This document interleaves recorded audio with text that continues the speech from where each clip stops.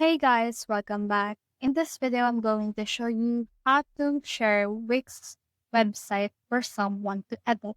So in here, let's get started. For this one, we have here our Wix dashboard. Now from in there, you can see some specific options.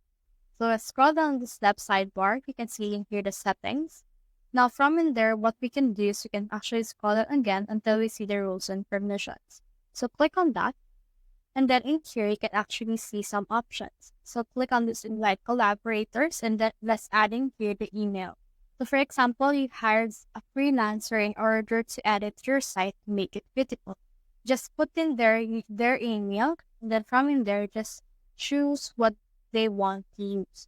So for example, you just want them to edit your site and not access inbox contacts and other sensitive info. So you can click on this website designer right here. They can edit the site, manage the settings and apps, but cannot access inbox, contacts, and sensitive infos. So this one is actually the one for you. So from in there, click on send invite right here.